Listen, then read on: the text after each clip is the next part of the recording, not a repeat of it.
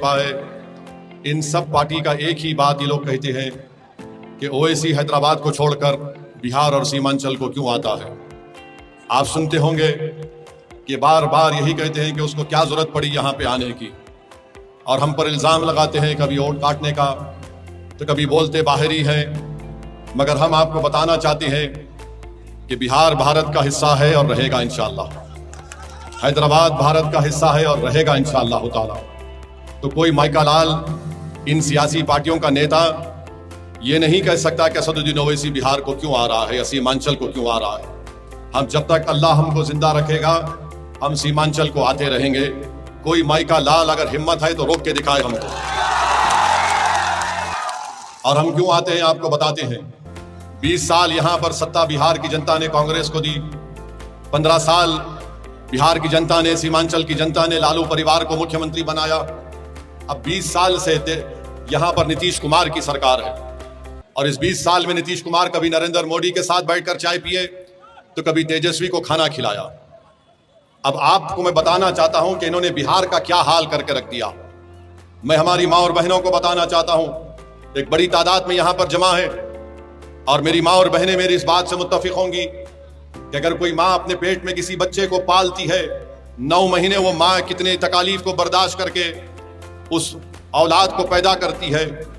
बिहार में क्या पोजीशन है, और आप और हम जानते हैं कि जब एक मां जब किसी बच्चे को पैदा करती है तो कितनी तकलीफें उठाती हैं। इसीलिए हमको भाई रुक जाए, कुछ मत बोलिए, छोड़ दीजिए थोड़ी देर। हम आपसे कह रहे थे कि जो मां अपने किसी बच्चे को पैदा करती है तो हमारे आका मोहम्मद सल्लल्लाहु अलैहि वसल्लम ने इरशाद फरमाया कि उस मां के लिए ये हज और उम्रा एक जिहाद की तरह। और बिहार में पोजीशन ये है कि जब कोई मां अपने बच्चे को पैदा करती है तो उसके पैदा होने के बाद वो बच्चा मर जाता है या बच्ची मर जाती है, जिसको अंग्रेजी में बोलते हैं इन्फेंट मोर्टेलिटी रेट, हिंदी में कहते हैं शिशु मृत्यु दर। आपको मालूम देश में 29 प्रदेशों में बिहार का नंबर कितना है? 27वां नंबर है।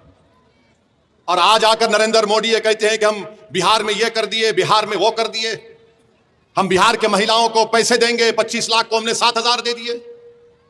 मोदी जी, नीतीश कुमार जी, हमको ये बताइए, अगर कोई मां अपने पेट में 9 महीने बच्चे को रखकर पैदा करती है और तुम्हारी सरकार की गलती और नाअहली की वजह से उसकी औलाद मर जाती है, तो आप जाकर उसको बोलेंगे कि ये लो तुम्हारे अकाउंट में हम 7,000 रुपये 10,000 रुपये डाल रहे हैं, तो वो मां उस पैसों को निकालकर आग में जला देगी और कहेगी कि मेरा बच्चा या मेरी बेटी मरी क्यों, तुमने अस्पताल क्यों नहीं बनाया यहां पर।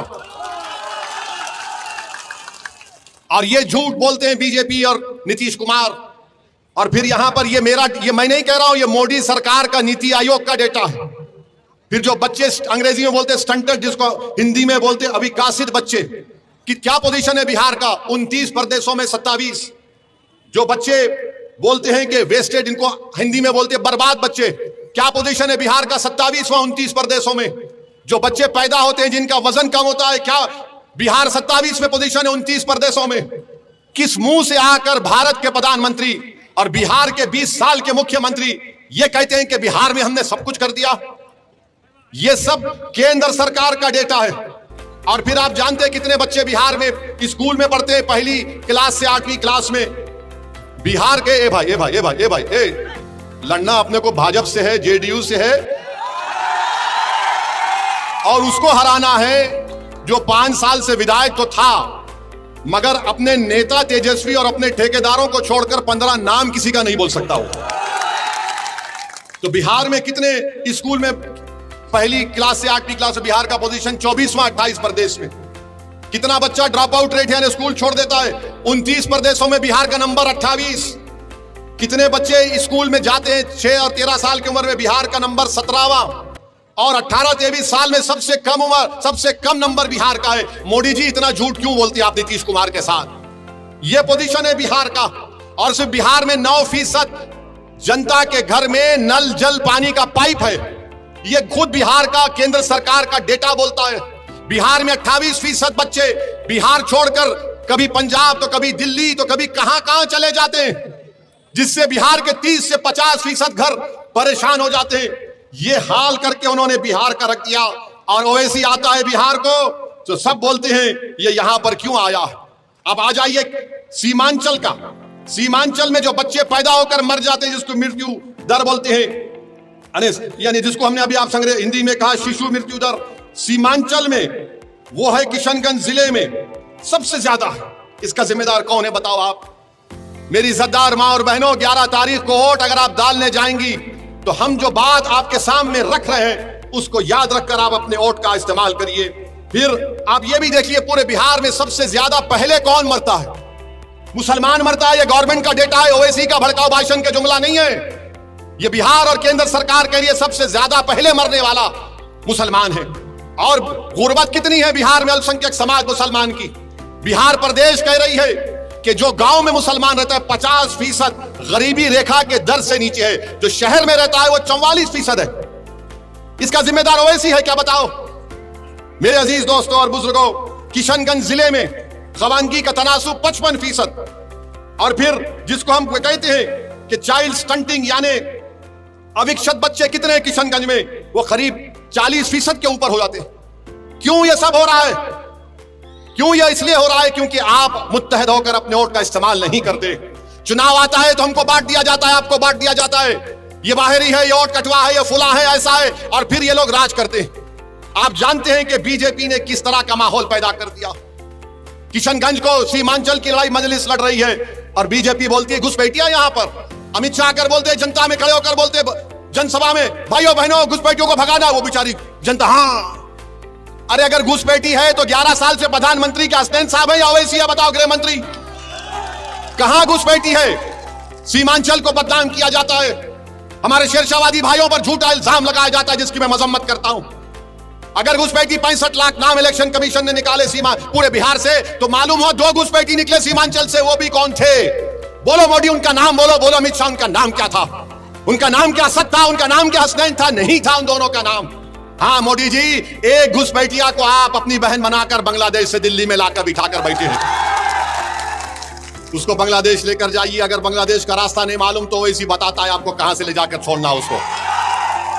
मेरे अजीज दोस्तों और बुजुर्गों, सीमांचल की लड़ाई हम लड़ रहे हैं और आपको बताना जरूरी समझता हूं कि पटना में मोदी ने, नीतीश कुमार ने क्या बनाया? एम्स बना दिया, IIT बना दी, NIT बनाया, NIFT बनाया, NLU बनाया, PMCH बनाया, NMCH बनाया, और फिर गया में और राजगीर में IIM बना दिया, सेंट्रल यूनिवर्सिटी बना दी, नालंदा यूनिवर्सिटी बना दी, बिहार पुलिस एकेडमी बना दी, एक खेलने का कॉम्प्लेक्स बनाया 750 करोड़ का। अरे क्या सीमांचल चांद पर है या बिहार में है? बताओ हमको। सीमांचल पटना से 300 किलोमीटर के फासले पर है। मोदी को बिहार की जनता ने 3 मर्तबा प्रधानमंत्री बनाया। बिहार की जनता ने लालू परिवार को 15 साल सत्ता में रखकर मुख्यमंत्री बनाया। बिहार की जनता ने नीतीश कुमार को 20 साल मुख्यमंत्री बनाया। तो बिहार की जनता को और सीमांचल की जनता को हम बता रहे हैं कि मोदी को आपने 3 मर्तबा प्रधानमंत्री बनाया, मगर मोदी का दिल अहमदाबाद में अटका हुआ है। लालू परिवार को आपने 15 साल मुख्यमंत्री बनाया, उनका दिल अपने सिर्फ एक ही बेटे के ऊपर अटका हुआ है। नीतीश कुमार को 20 साल मुख्यमंत्री बनाया, मगर नीतीश कुमार का दिल राजगीर में फंसा हुआ है। सीमांचल का क्या होगा फिर? सीमांचल का कैसे हम काम करेंगे? मेरे भाई, हम आपसे बता रहे हैं, अगर आप यहां से 11 तारीख को हसनैन साहब को अपना विधायक बनाएंगे, ओवैसी आपसे वादा करके जा रहा है, इंशाअल्लाह ताला ठाकुरगंज ब्लॉक के रसिया पंचायत के भाद गांव में जाने वाली सड़क को आजादी से नहीं बनाया गया।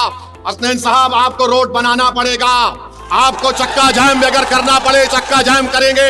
अगर आप बोलेंगे आ जाओ असदुद्दीन ओवैसी हैदराबाद से, मैं भी निकल कर आकर बैठ जाएंगे। और फिर पुलवामा पंचायत में गिरा बस्ती में सड़क आज तक नहीं। अरे पूरी विधानसभा में ऐसा लगता है कि रोड नाम की चीज ही नहीं, मगर तुम्हारा वोट लेकर, तुम्हारे वोटों की रोड पर चलकर कोई पटना को चले जा रहा है, मगर तुम्हारे गांव में रोड बनाने का काम नहीं कर रहा।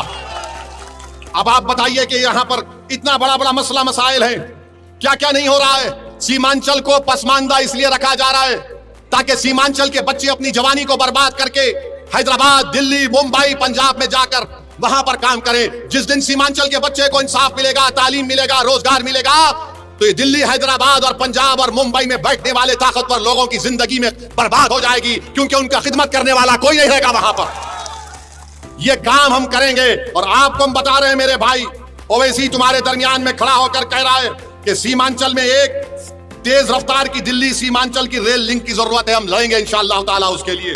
और फिर पटना से किशन के नरारिया एक वंदे भारत की, यहां पर ट्रेन की जरूरत है, यहां पर फैक्ट्री क्यों नहीं लगती सीमांचल में? बोलो मोदी जी, बोलो नीतीश कुमार, बोलो तेजस्वी, तुम तो उप मुख्यमंत्री भी थे। मजलिस लड़ेगी कि NH31 NH57 पर यहां पर फैक्ट्री लगाई जाए, जितना यहां पर अस्पताल है उसको PHC बनाया जाए। मजलिस 100 कम्युनिटी क्लिनिक सीमांचल में बनाने की लड़ाई लड़ेगी। और ये जो कोसी का नदी का पानी आकर कटाव करता है, हम लड़ेंगे सरकार से 3000 करोड़ रुपए लेकर उस तटबंध का काम करवाएंगे इंशाअल्लाह ताला। और मेरे अजीज दोस्तों और बुजुर्गों, यहां पर आपके मुख्तलिफ मसाइल हैं। यहां पर पोआखाली को ब्लॉक बनाना है इंशाअल्लाह ताला। बनाना है ना पोआखाली को ब्लॉक? कितने लोग बनाना चाहते, हाथ उठाइए। तो 11 तारीख को पतंग को बटन दबेगा और पोआखाली ब्लॉक बनेगा इंशाअल्लाह ताला। फिर यहां पर आप जानते हैं कि पोआखाली में अस्पताल है, उसको PHC बनाना है। नदी कटाव तटबंध का काम है। और फिर आप ये भी जानते हैं कि यहां पर डेरामरी में, पोआखाली में, जियापोखर में, कड्डूबिटा में रोड को बनाना है। ये सब काम इंशाअल्लाह ताला ये आपकी जिम्मेदारी है।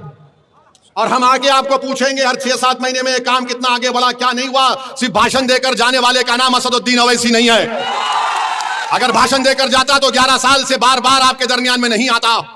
हम 11 साल से आते रहे और इंशाअल्लाह जिंदगी बाकी रही, जिंदगी वफा की, तो तुम्हारे दरमियान में आता रहूंगा। तुम्हारी लड़ाई मेरी लड़ाई है।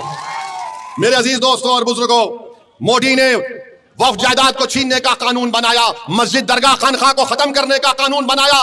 दुनिया ने देखा कि असदुद्दीन ओवैसी भारत के पार्लियामेंट में अकेला था, मगर अकेला खड़े होकर हमने बीजेपी के तमाम और एनडीए के एमपीज में आंख डालकर कहा कि तुम जो कानून बना रहे हो बाबा साहब अम्बेडकर के संविधान के खिलाफ है। हम इस कानून को काला कानून मानते जो हमारी मस्जिद से हमको छीनना चाहता है। हमने पूरी भारत में इस पार्लियामेंट के कानून को फाड़ कर उनके बीजेपी के सामने फेंक दिया। इस कानून, ये गलत कानून तुमने बनाया। मेरे भाई, आपने सबको मौका दिया। 20 साल कांग्रेस को दिया, 15 साल लालू परिवार को दिया, अब 20 साल नीतीश कुमार मोदी को आपने दिया। बताइए हमने क्या हासिल किया? हम सिर्फ वोट डालने की मशीन नहीं है कि कोई आएगा और बोलेगा ये देख लो, वो देख लो, और कुछ नहीं होगा। आप बताइए, ये जो गठबंधन है, हम तो मिलना चाह रहे थे। खत लिखा अख्तर ईमान ने, मैं अख्तर ईमान को सलाम करता हूं। अख्तर ईमान पिछले 11 साल से मजलिस के झंडे को लेकर सीमांचल के कोने कोने में और बिहार के कोने कोने में लेकर गए। वो नहीं करना चाहते थे तो हम तो भीख नहीं मांग सकते। हमने तय कर लिया कि हमारी लड़ाई सम्मान की लड़ाई है, हमारी लड़ाई इज्जत को हासिल करने की लड़ाई है, हमारी लड़ाई बराबरी की लड़ाई है। और हमारे मुकद्दर के फैसले हम करेंगे। पटना और दिल्ली में बैठने वाला कोई जालिम हुक्मरान हमारे बच्चों के, नौजवानों के, मां और बहनों के मुस्तकबिल का फैसला नहीं करेगा। हम नहीं होने देंगे इसको।